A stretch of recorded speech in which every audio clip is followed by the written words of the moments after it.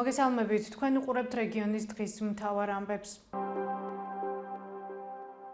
დღეს ბორჯომში დიუშენის კუნთოვანი დისტროფიით დაავადებული ბავშვების მხარდასაჭერი აქცია გაიმართა. ჩვენი გადამღები ჯგუფი ადგილზე იმყოფებოდა. ვრცლად გთავაზობთ სიუჟეტს.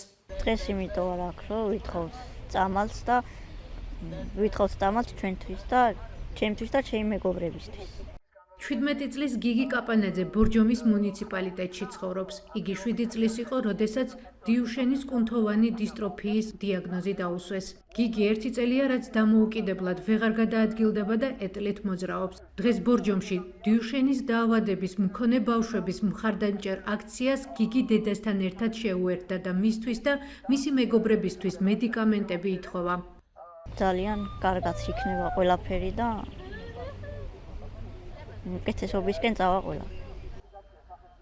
აქცია ბორჯომში ქართული ოცნების ოფისის წინ გაიმართა, რადგან მათივე თქმით ქართული ოცნებაა მათი ადრესატი. მათი ერთ-ერთი მთავარი მოთხოვნა საქართველოში იმ მედიკამენტების შემოტანაა, რომლითაც ამერიკასა და ევროპის რიგ ქვეყნებში დიუშენის კუნთოვანი დისტროფიის მქონე ბავშვები მკურნალობენ.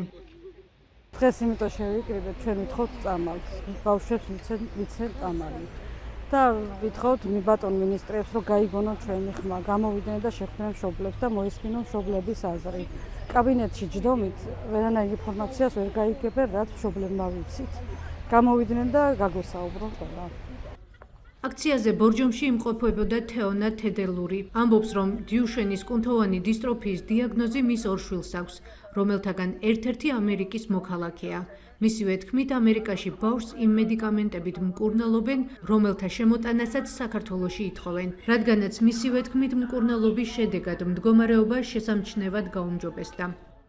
მე მყავს ერთი ბავშვი, ამერიკის მოქალაქე და რომ გავიგეთ ამ დაავადების შესახებ, წავიყვანეთ ამერიკაში. ბავშვს სრულად გაუკეთდა ის წამლები ამერიკაში, რასაც ჩვენ ვითხოვთ საქართველოში შემოტანას. ბავშვს აქვს იმდენად გაუმჯობესებული ყველა ფუნქცია და ამ დროს გამოდის ტელევიზიიდან სარჯელაძე და არ წმუნებს მთელ საზოგადოებას, რომ წამალი არ არსებობს და არ არის ეფექტური.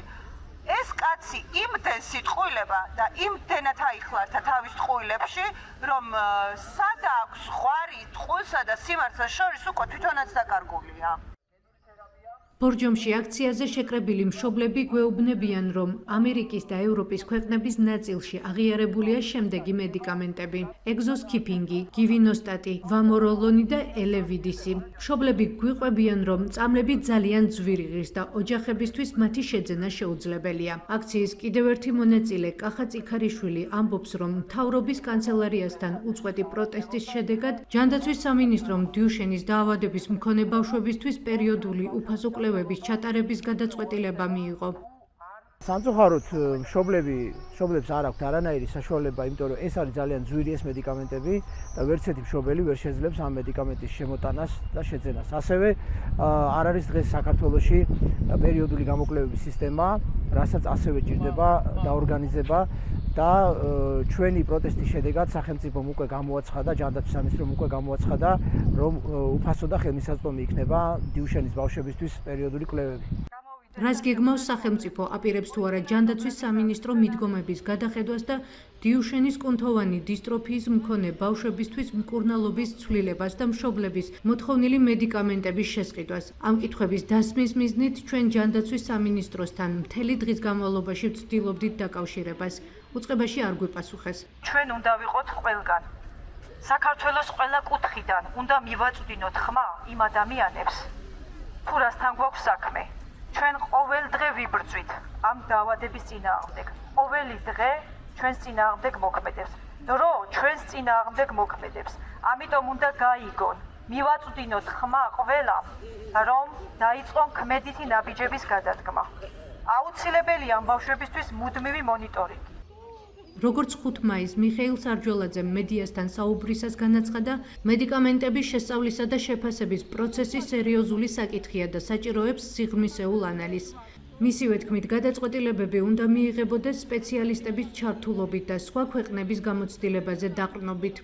ეს სერიოზული საქმეა, ეს უნდა განიხილებოდეს მათ შორის სპეციალისტების ჩართულით, მათ შორის სხვა ქვეყნების გამოცდილებაზე დაყრდნობით, ამგვარად უნდა მივიღოთ გადაწყვეტილება და ბუნებრივია ამ საკითხის განხილვისთვის არკმარა, მაგალითად არ ვიცი, რომელიმე დეპუტატის მხრიდან თქვა მაისურზე რაღაც წარწერის გაკეთება. ბუნებრივია, რომ ეს აუცილებლად საჭიროებს სიღრმისეულ, მათ შორის მეცნიერულ შეფასებასა და გამოყენებას.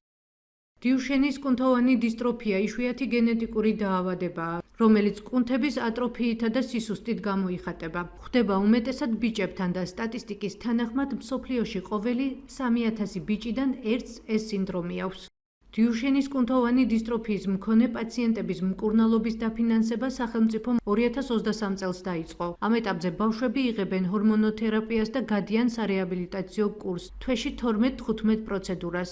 მშობლების მოთხოვნის შემდეგ გასული წლის თებერვლიდან ამ დიაგნოზის მქონე ბავშვებს შშმ პირის სტატუსი დიაგნოზის დასმის თანავე ენიჭებათ, რაც აქამდე არ იყო. შედეგად ისინი ყოველთვიურად იღებენ სოციალურ დახმარებას 425 ლარს.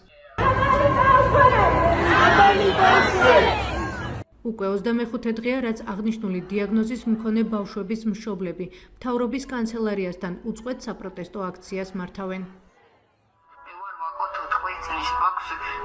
დიუშენის კუნთოვანი დისტროფია მჭირდება წამალი და მჭირდება კურნალობა. მეტი და დეტალური ინფორმაციისთვის ეწვიეთ ჩვენ ვებ და Facebook გვერდს. გმადლობთ რომ გვიყურებთ. ორ შაბათამდე.